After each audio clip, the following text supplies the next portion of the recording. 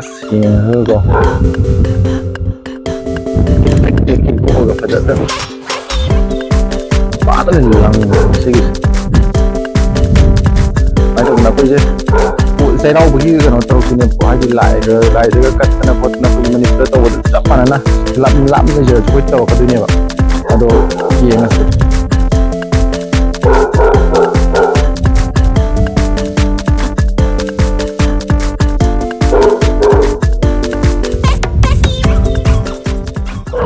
ꯆꯪꯉꯁꯤ ꯁꯤꯗ ꯂꯣꯏ ꯂꯩꯔꯦ ꯍꯧꯔꯦꯁꯦ ꯑꯃ ꯍꯋꯥꯏ ꯊ꯭ꯔꯥꯛ ꯇꯧꯔꯦ ꯑꯩ ꯏꯅꯥꯎꯅꯤꯁꯤꯅꯀꯣ ꯑꯗꯒꯤ ꯆꯥꯛꯈꯨꯝꯒꯤ ꯂꯥꯏꯔꯦꯝꯕ ꯆꯥꯛꯈꯨꯝꯒꯤ ꯂꯥꯏꯔꯦꯝꯕꯁꯤꯗ ꯉꯥ ꯁꯦꯝꯃꯦ ꯉꯁꯤ ꯉꯥꯁꯤ ꯐꯖꯅ ꯁꯦꯝꯃꯦ ꯁꯤꯁꯤꯅ ꯏꯔꯣꯜꯂꯛꯀꯦ ꯀꯩꯅꯣꯒ ꯑꯂꯨꯒꯀꯣ ꯁꯤꯁꯤꯅ ꯃꯔꯣꯏ ꯅꯄꯥꯛꯄꯤ ꯂꯩꯔꯦ ꯑꯗꯒꯤ ꯃꯣꯏ ꯂꯩꯔꯦ ꯍꯧꯔꯛꯑꯅꯤ ꯈꯔ ꯑꯗꯨ ꯃꯇꯦꯛ ꯃꯇꯦꯛ ꯎꯠꯆꯔꯛꯀꯦ ꯁꯣꯝꯗ ꯏꯅꯥꯎ ꯊꯝꯃꯦ ꯀꯩꯅꯣ ꯀꯟꯅ ꯈꯣꯏ ꯗꯦꯜꯂꯤꯒꯤ ꯉꯥꯒꯤ ꯃꯍꯥꯎꯁꯤꯗꯤ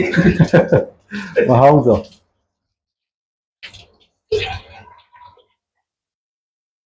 ꯈꯥꯡ ꯁꯥꯕ ꯉꯥꯏꯔꯤ ꯑꯩꯅ ꯁꯤ ꯗꯦꯜꯂꯤꯗ ꯑꯍꯥꯟꯕꯅꯦ ꯎꯔꯤꯁꯦ ꯀꯩꯅꯣꯒꯤ ꯌꯣꯠꯀꯤ ꯈꯥꯡꯁꯤꯀꯣ ꯑꯍꯥꯟꯕꯅꯦ ꯑꯩꯅ ꯎꯔꯤꯁꯦ ꯗꯦꯜꯂꯤꯗ ꯆꯦꯜꯂꯤꯔ ꯀꯃꯥꯏꯅ ꯇꯧꯔꯤꯅꯣ ꯅꯣꯏꯗ ꯂꯩꯔꯝꯃꯤ ꯑꯩꯈꯣꯏ ꯑꯗꯨꯃꯥꯏꯅ ꯂꯩꯔꯝꯃꯤ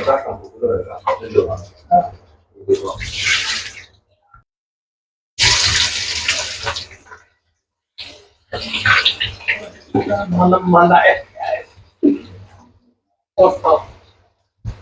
ꯑꯩ ꯊꯥꯎꯗ꯭ꯔꯤꯅꯤꯄꯥ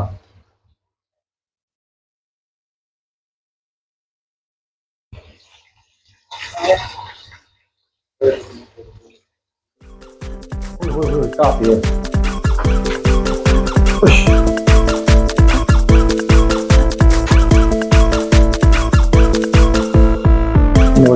ꯉꯥꯅꯤ ꯈꯥꯕꯤꯗ ꯊꯥꯗꯅ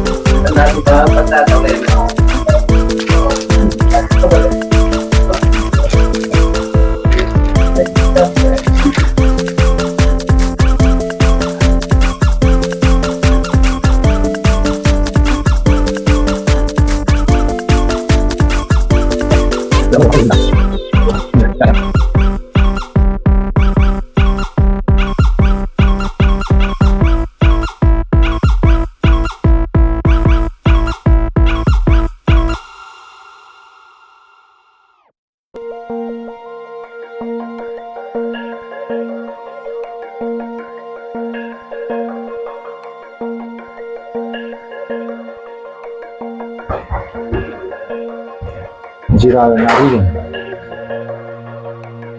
lore hello big brother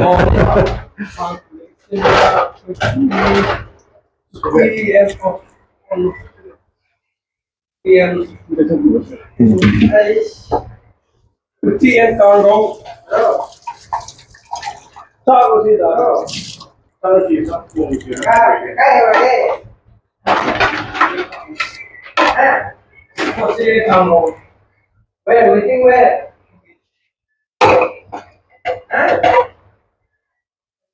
Không câu nói rồi. Không ai mà chịu. Sina अच्छा वही दिखा लागे क्यों पहले हम चला आगे दिल्ली तो दी सारे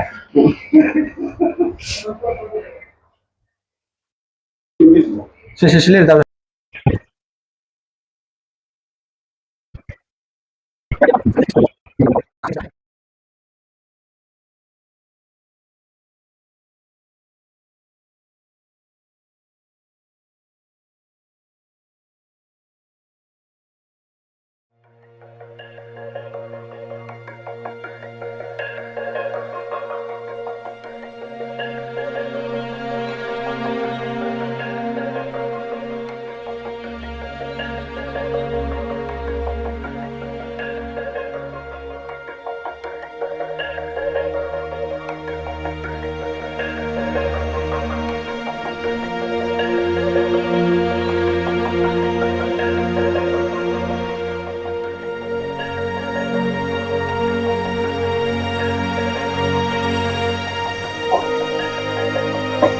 พ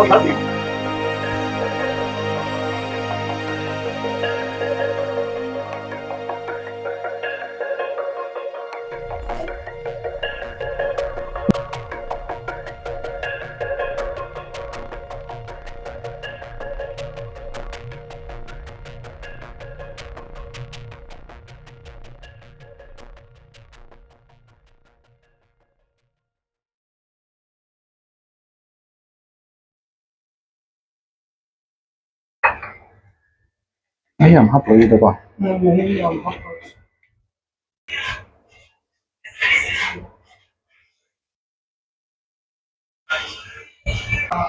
่หลับมาเลยไอ้เห็นไปเลยครับเดี๋ยวเรื่องเวลาที่หลับเพื่อเวลาที่การเรียน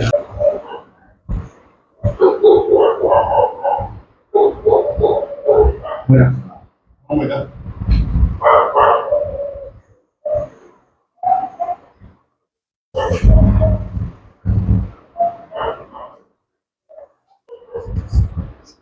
Congo.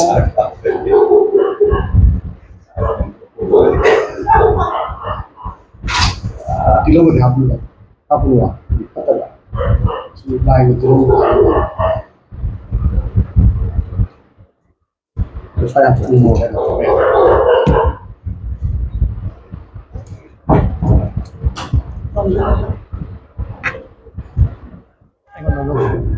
이거는 세전에 거기 세라오부디 라이 단독도 저거 라이 건 단독 탕 디가이로 탕도 필요 하나 아니 까미니 탕도 필요 Happy Cheiraoba.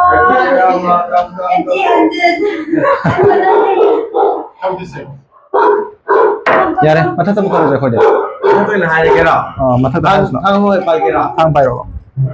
सा बुझी पाई के रा अतेम तुम पाइरो जो यार तक शुगर दे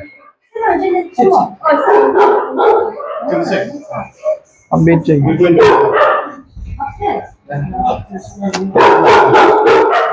5 बजे छाबरा हां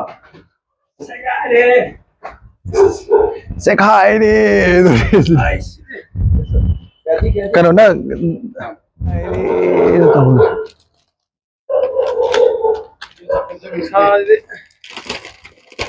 그럼 너 뭐냐? 그럼 너 복지 그럼 그럼 뭐냐? बिल्डिंग कैसे कौन बचा मैं जी वर्ल्ड ट्रेड सेंटर 신 사제 솜도 올리니잖아 와 땡 메디 무사랑도 올라가 무사도 아도 눈긴으로 거기 손도 따르게 해 봐. 거기 솜도 있네 봐. 맞아. 너 अच्छा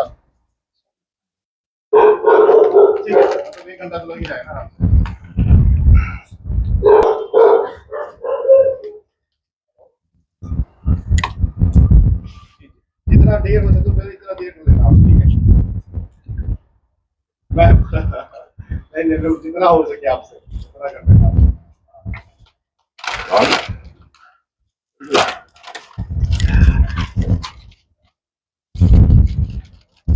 lấy cái bài thuốc cho tàu đi chứ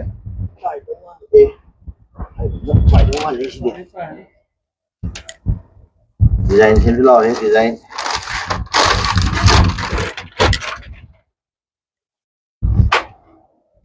to đi chỗ là cái phải rồi lấy về cái này mà thế ê mấy anh này nữa thế lấy về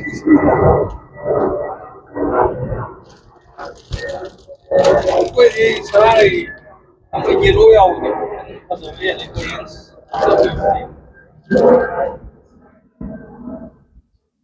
anh sang phần khẩn lại thì không lại cái lại gì kết lại chứ là sàn nó vợ là vì nó vợ ok 솜 đỉnh là nằm ở đó năng kìa nó mà hay lại cái nó cái sao bắt đầu lại get cả ya ba ya ya anh đưa 솜 đỉnh nằm ya ba ya đây có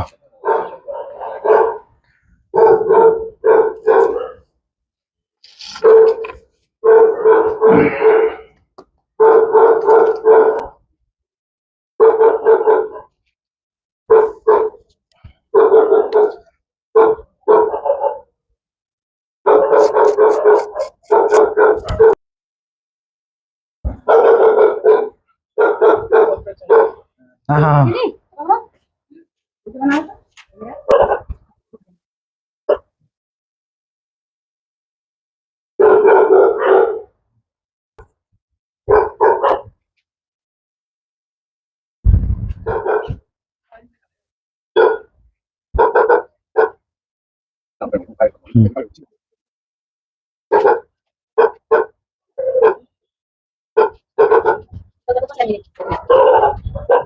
ꯍꯥꯏꯗꯤ ꯁꯨꯃꯥꯏꯅ ꯇꯧꯗꯅ ꯑꯩꯈꯣꯏꯒꯤ ꯗꯦꯜꯂꯤꯗ ꯍꯥꯏꯗꯤ ꯂꯥꯞꯅ ꯂꯥꯛꯆꯔꯁꯨꯀꯣ ꯂꯥꯞꯅ ꯂꯥꯛꯆꯔꯁꯨ ꯁꯨꯃꯥꯏꯅ ꯇꯧꯗꯅ ꯆꯩꯔꯥꯎꯕꯒꯤ ꯑꯩꯈꯣꯏꯒꯤ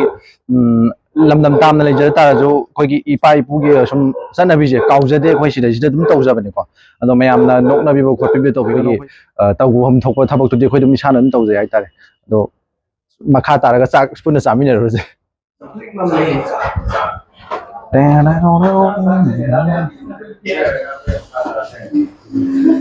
Hello. Hello.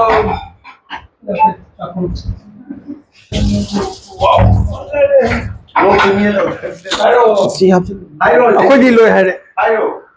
ꯑꯣ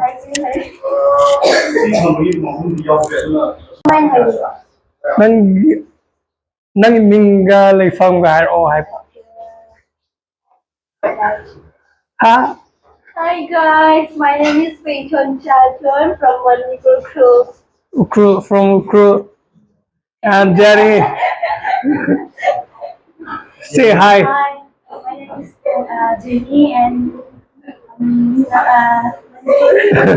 Manipur guy why they know where who from Maram. Maram okay auntie say hi I'm from Nepal. okay My name is Samita Thapa. from Nepal Thank you. and is also from Ukrul. Madam Miss Madam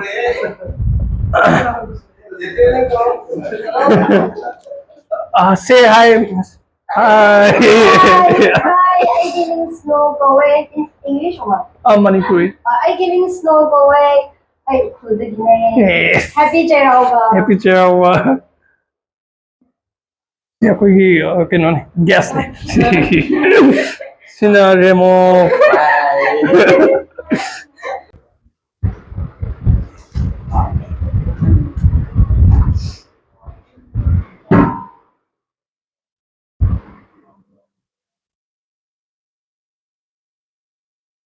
Come and sit, Jenny.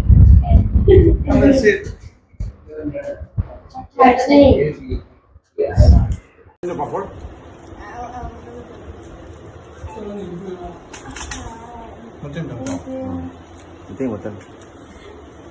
Yam hawai jang ti ne rum bane kanggo nga thongba lei pa pho yaw yam hawai ga si thank you da jam anh vừa lần này mấy em đi pull up này daw ni ni daw ya ku dang la ko sẽ no bu chen la ko da happy je daw ba happy Cheiraoba ne ho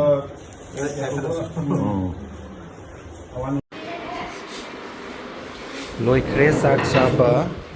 ꯐꯦꯡꯕꯒꯤ ꯃꯇꯝ ꯌꯧꯔꯛꯑꯦ ꯃꯣꯏ ꯅꯨꯄꯤ ꯈꯔ ꯐꯦꯡꯉꯤ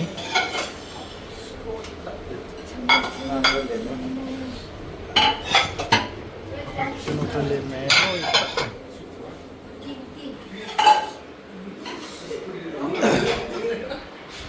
ꯍꯦꯟꯖꯥꯡꯒꯤ feedback ꯄꯤꯔꯣ Hãy subscribe cho kênh ngasi Cheiraoba haidi lamna leisure ta magi sinau ngasi haidi nongna thengnam ga tane do yam numai ko mai tin sa kha sile thengna ga nongna haidi Cheiraoba ko tongna ba yamna nungsi bo adu kudai ge si na taw kam nungsi ai ta de ro ko gi Cheiraoba sina ngasi hanta gi Cheiraoba la ko ta na Manipur sida santi purak pa ko ade haidi adu nongi mo na hitang thambi dang ꯍꯟꯗꯛꯀꯤ ꯆꯍꯤ ꯑꯅꯧꯕꯁꯤꯅ ꯂꯥꯛꯄꯁꯤꯗ ꯃꯅꯤꯄꯨꯔꯁꯤ ꯁꯥꯟꯇꯤ ꯄꯨꯔꯛꯄ ꯏꯪꯅ ꯆꯤꯡꯅ ꯂꯩꯕ ꯄꯨꯟꯁꯤ ꯃꯍꯤꯡ ꯑꯃ ꯑꯣꯏꯍꯜꯂꯁꯤ Thaban chongda thingdaba ꯊꯥꯕꯜ ꯆꯣꯡꯕꯗꯤ ꯊꯤꯡꯕꯤꯗꯕ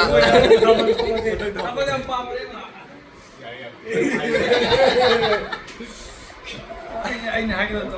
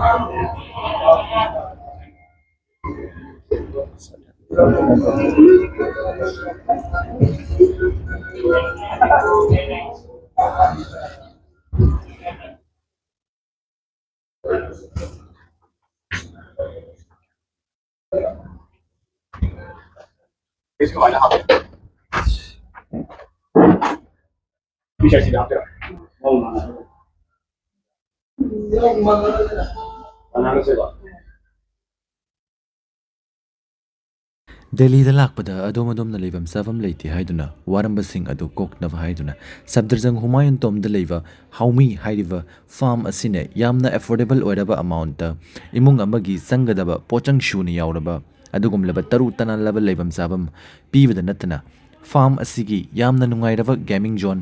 cafe ꯑꯃꯗꯤ ꯕꯥꯔꯗꯦ ꯄꯥꯔꯇꯤꯅꯆꯤꯡꯕ ꯃꯌꯥꯝꯒꯤ ꯄꯨꯟꯐꯝ ꯑꯣꯏꯕ ꯌꯥꯔꯕ ꯃꯐꯝꯒꯤ ꯈꯨꯗꯣꯡꯆꯥꯕꯁꯤꯡ ꯑꯁꯤ ꯄꯤꯖꯔꯤ ꯑꯗꯨꯅ ꯃꯈꯥ ꯇꯥꯅ ꯈꯪꯕꯤꯅꯤꯡꯕ ꯏꯆꯤꯜ ꯏꯅꯥꯎꯁꯤꯡ ꯃꯊꯛꯇ ꯎꯔꯤꯕ ꯅꯝꯕꯔ ꯑꯁꯤꯗ ꯀꯣꯟꯇꯦꯛ ꯇꯧꯕꯤꯗꯨꯅ ꯑꯀꯨꯞꯄ ꯃꯔꯣꯜ ꯑꯃꯗꯤ ꯕꯨꯀꯤꯡꯅꯆꯤꯡꯕꯁꯤꯡꯒꯤ ꯗꯤꯇꯦꯜ ꯀꯌꯥ ꯂꯧꯕꯤꯅꯕ ꯈꯪꯍꯟꯖꯔꯤ